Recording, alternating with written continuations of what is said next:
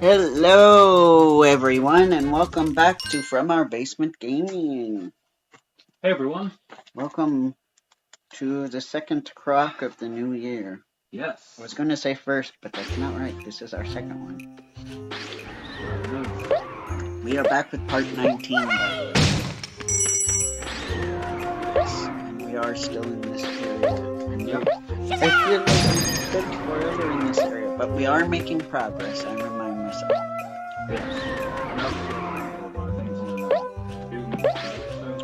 I think this might be the third one. Wow! poor Croc.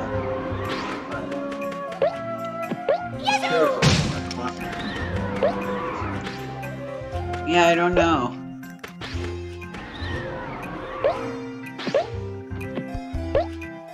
I feel like this is a game that could have been ported to the PC. I don't know if it actually was or not. I'd have to look into it.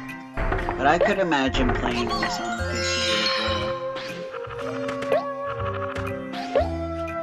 Though the 90s were a rough time for PC ports. I don't think people knew how to do them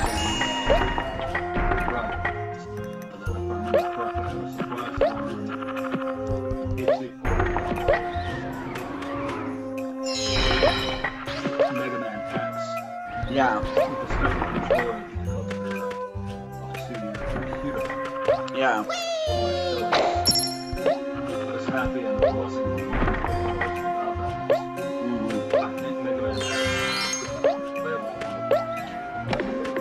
Yeah, and that was part of the struggle. And, so, interesting true story.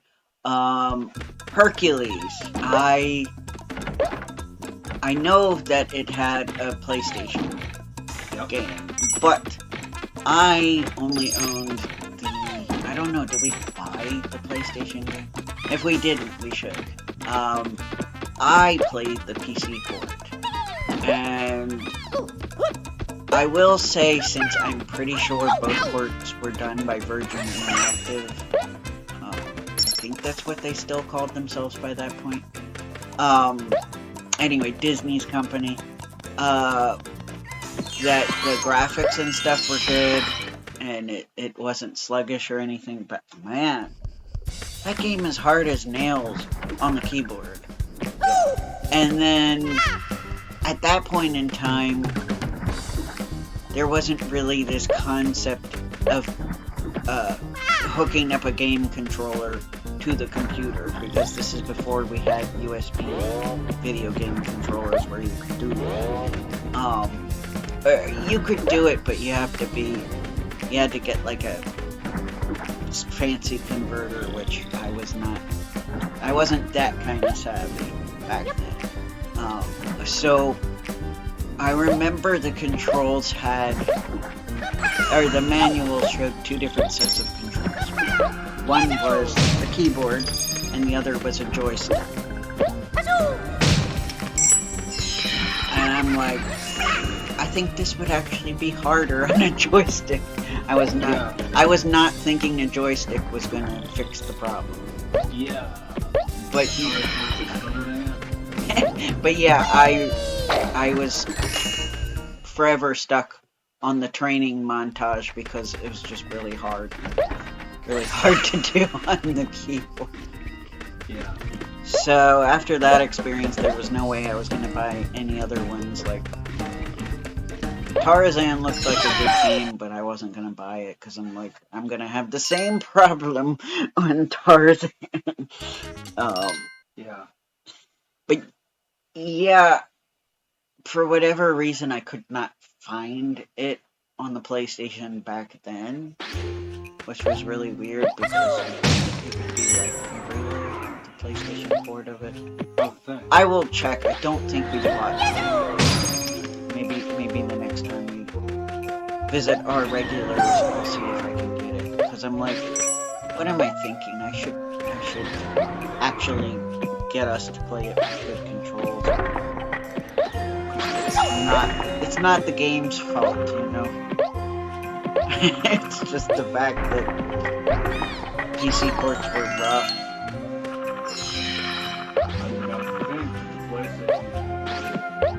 Yeah. Control would be the format that worked in the 7 No. 30 years now? Probably. Ish. With some mild alterations. But yeah. To the point where, like, I kind of do want to get a PS5. I'm just waiting for it to be priced. I waited a really long time for PS3, arguably, but we did get one. Yeah. I was like, PS3 is a very good price. Get it. Yeah. Do it. Yes, Yeah. I did. Yep. I did it. And we got a PS4 eventually, too. So. Yep. We haven't played a lot of that, but we should. But yeah, I want to get Tekken 8, so I do want to get a PS5 for that and for the newest Assassin's Creed, or I don't know. I think we're still only one behind, maybe two, I think so, man. but I don't know. You all right? Yeah. Sorry, I was Dry moment. yes. Yeah. I know, the air is dry lately. You warned me about the coffee. Yeah. Well, and then you had some tea with caffeine in it, so, which is fine, just you have to balance it with water, otherwise it does take the voice away after a while. Yeah. And I'm thinking it's that because you don't feel sick anymore, right? No. Unlike last week. Luckily before the convention. Because yes, even though we're at the time you're watching, it's 2026. Pulling the curtain back again, it's still late 2025 for us to record.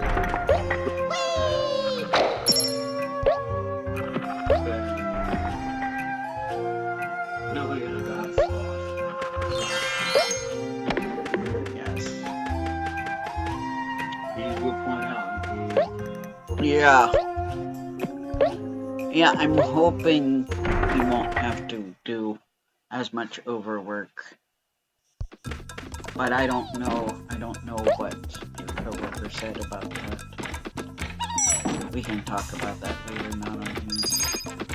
Right. We'll discuss that. The real life of YouTubers behind the scenes. Yeah, YouTubers that aren't monetized, you don't have that luxury. Thanks to YouTube making it so freaking difficult to be monetized, yeah, it's gonna take a while. But I'm hoping maybe if we can't monetize this channel, maybe eventually if I make a bunch of videos on my personal one, if I get an audience, maybe that one at least. One, if not both, would be great. That'd be cool. Yeah. Because obviously, if I can monetize another channel, that at least well, with this one, basically, if we monetize this one, we would share. Yeah. That would be good. Profit, yeah. For my own, I would probably, I think we had discussed I would share with you if you did any kind of script writing or recording for those videos, I would share. Yeah. But it wouldn't really end up being a 50-50 thing, especially if I made a lot of it by myself. We would leave that stuff out. And I think, I could be wrong, but I think, let us know in the comments if you are a monetized YouTube channel, let us know if this is correct. But I am under the impression that you can, under YouTube Studio, you can see which videos are making you money and how much is being made. So in that case, if that is the case, then I would probably be able to look at it and know what videos we worked on together and be able to give you a portion of those. Yes. I think that is at least what I believe to be the case, because I think the reason I think that is because how else would YouTubers know what direction to put their channel in, if they don't know which video is making them the most money. And that's also how they can see which ones are demonetized.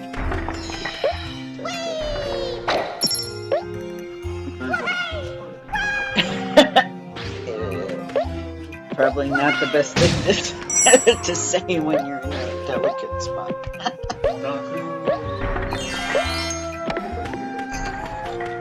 I'm sorry, I'm stretching. But yeah, with my personal channel, I'll probably try a whole lot of different things. Yes. I'm hoping that more than one of those things will be successful, so I won't feel like I have to pigeonhole myself. That would kind of suck. It's like I do a video, and also because I know I have to learn how to do the more, like, heavily edited, put together video essay type things. Because eventually that stuff will get to the point where I'll have to use clips, and I will have to know how to use clips that are potentially copywritten. Like, some of it I can gather from watching YouTubers I've seen. The one guy I watch who reviews cartoons by going over each episode, he will, the parts specifically that I guess the checks took issues with, he will blur out and cover up with the show's logo. So that's something he does. So, and some people also do like some kind of screen filter. So I am getting some ideas of what to do. But I need to do some more research in terms of, like, for example, using interviews. And also, if you're watching this and you're a monetized channel and you know some of these secrets, go ahead and if you don't feel comfortable telling us in the comments, I do think I have our email address viewable. Go ahead and send me an email if you want.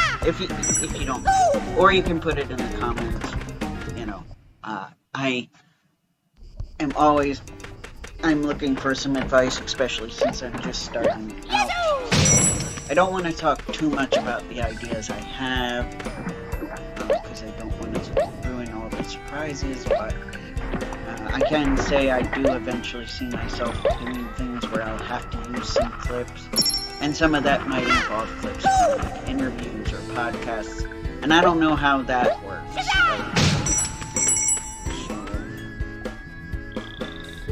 Because, yeah, I could do the most boring route, and that is the no clips at all, like the safest and most boring route where you'll just listen to me talk the whole time, but that seems kind of boring. Or you look at me talk the whole time, which is even more terrifying to me. I'm still trying to get over my fear of being in pictures right now. So I can't really imagine being in front of the camera a whole lot, like a lot of YouTube essayists do. And I realize I might have to do that a little bit in between clips or whatever, but the less of that I need to do, the better, until I get over my, oh no, people are going to see me. some of it might involve trying to improve my appearance, and some of it might just be trying to realize that not everybody sees all of only the negative aspects of me. Internal and external work, it's a bit of both.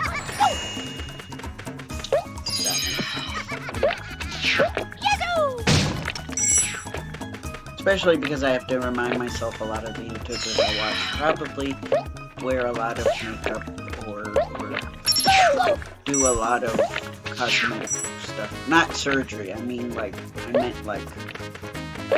lighting and camera tricks. Yeah. And I Did someone say everybody needs foundation? don't know. I was a makeup person that also saying Croc Let. Oh, yeah. When he's like, I'm a guy, I don't need foundation. Everybody needs foundation. Yes. Yet when you're an actor, it doesn't matter, young, old, male, female, they'll put makeup on you. Like, they will give you natural looking makeup. Yes. Because they don't even, if you have a blemish, they're gonna cover that up. Well, I don't know how Hollywood actors do it, honestly. Especially because I know, that's the other thing, because of money, and also being a guy, but more so money, I will let you know, because I've had some experience with makeup. The, like, cheapy stuff that you can get anywhere, yeah, that stuff makes me freak out bad. Like, I am allergic to whatever crap is in that stuff. And because of money, and, you know, honestly, a bit of a lack of caring, I have not researched what makeup I would actually be able to wear. sorry, It's okay. did really bad and I just play through. It's okay. Alright. Croc is like, I don't understand this makeup talk, I'm a crocodile. This is scaring me, I don't know what you're talking about. I know foundation only in how it applies to houses. Like, I know when you're building something it needs a foundation or it'll fall apart.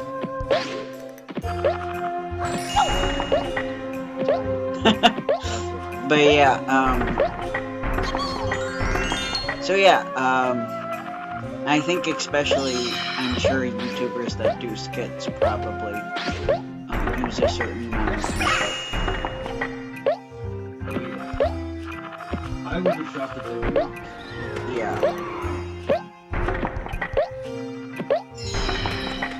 That was someone who... My primary acting was drama class,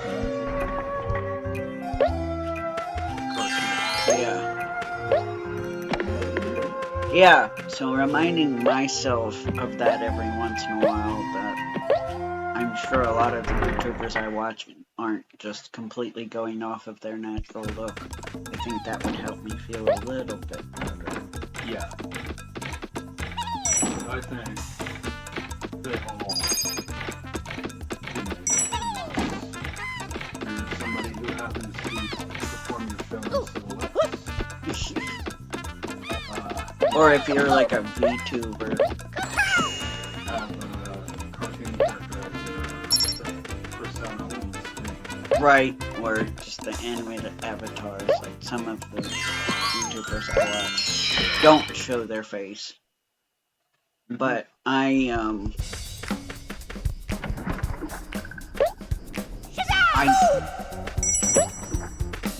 probably wouldn't do an animated avatar the whole time either. Because, I mean, I like the avatars we got from our very talented artist friend, Aisu Ryu. Yes, thank you for your hard work. Yes, shout out to them, as always. I don't really see using one of their avatars of me for my own channel because that would get pretty pricey. Mm-hmm. And you've expressed to me what you thought about. Oh yeah, I definitely will not do that. They make me uncomfortable. They're uncanny in a way that makes me not comfortable. Like even though they are definitely far removed from AI, they make me think of AI. I know they're still very much made by humans, but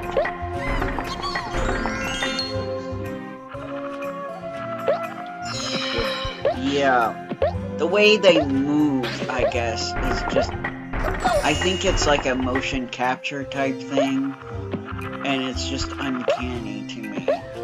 Let me know in the comments, I could be wrong, maybe it isn't motion capture, but I think it might be. Like actual good motion capture, and not the cheapy stuff.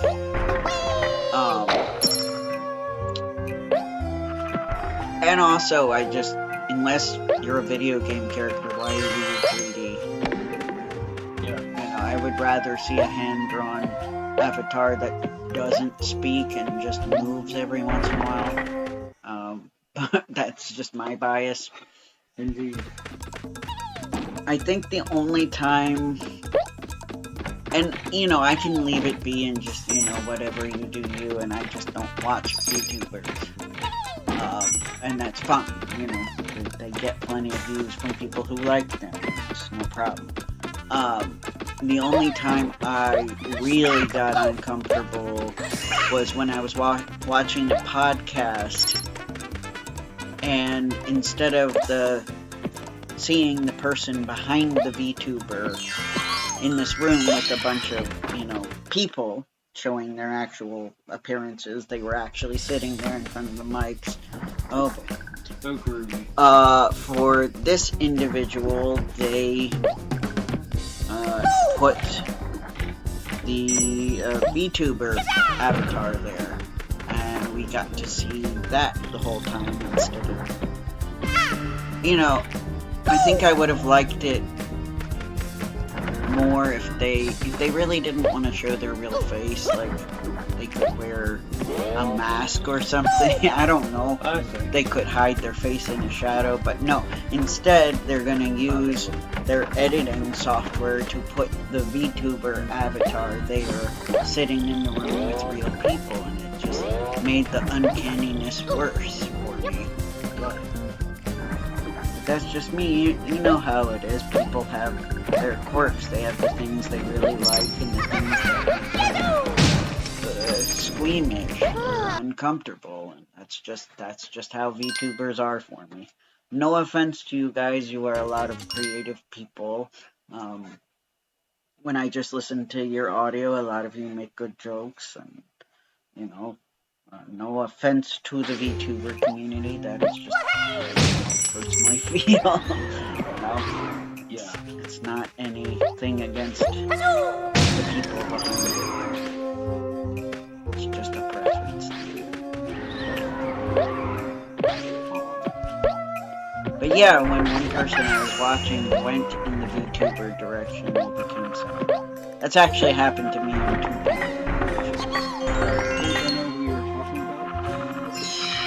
You at least know the first person I mentioned, but not the first person it happened to me with, because I don't think you've seen that person. I don't even remember their name, frankly. But it was kind of, in that case specifically, it felt like a similar burn to Disney going soon. Because this was literally a case of, this person I was watching was an animated channel, and she did do, even though it was digital, it was still like that 2D style, the hand-drawn style, just done digitally. and she would talk about her life experiences with that type of thing. So when she announced that she was going full VTuber style, yeah, it was upsetting to me. It felt like, you know, the direction Disney went in all over again. Right. So in that specific case, yeah, that actually hurt me. But with channels that are just VTuber channels, it's like whatever, that's just their thing, you know, I don't have to engage, you know. Yeah. But when it's like, I've been following you for years and all of a sudden you've drastically changed your image. Yeah. Who I think it was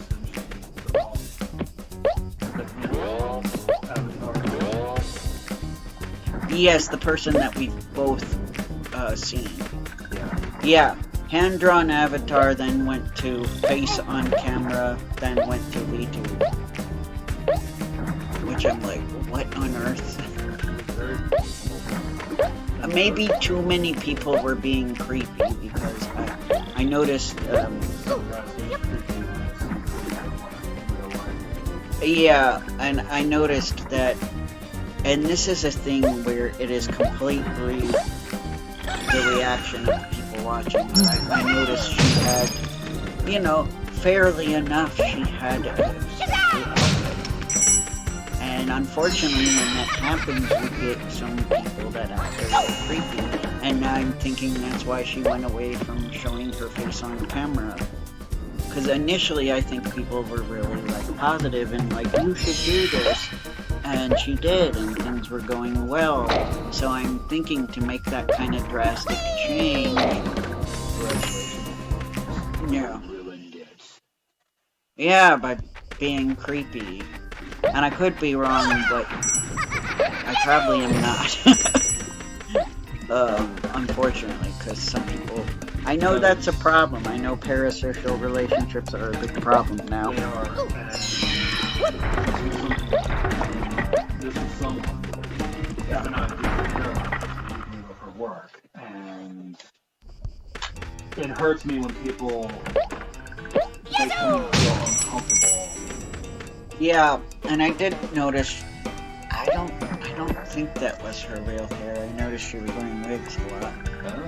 Oh. I mean, it could have been her real hair, but it suspiciously looked wig-like to me. And I remembered, but I don't know, I also remember during one of her sponsor things that she mentioned she dyes her hair a lot, so I was unsure. Well, I hope it wasn't the other awesome. Yeah, I was worried about it because during one of her sponsors, she had opened up that she was having some damage to her hair from all the dyeing. But I'm thinking, because of the sponsor, I'm thinking it was actually helping her, so I thought it wasn't a big deal.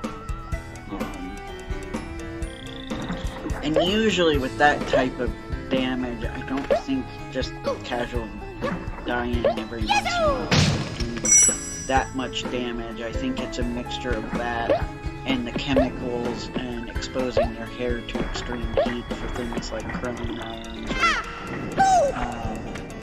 Or even straightening. yeah, straightening irons. Right. So you sometimes use one, I don't. Right. Use it all the time as much. Right. More, you said, to combat frizz than anything else. Because, yeah, I was worried about it because I was like, hey, have pride in your wavy hair, yeah.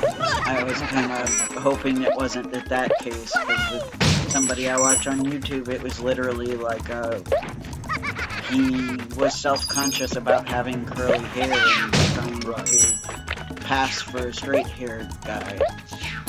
So I was just, when I found out you weren't doing that, then I felt a little better. Right. I will say I would not.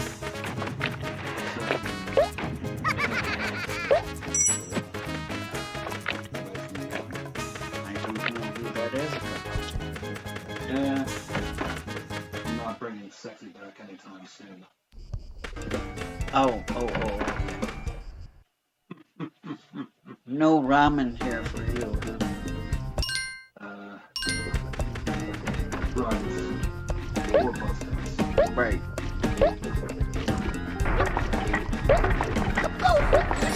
There you go. So yeah, we're gonna keep going until something happens. Either we clear the level or... Oh. Well, I guess we'll stop here. Bye, guys. Yes.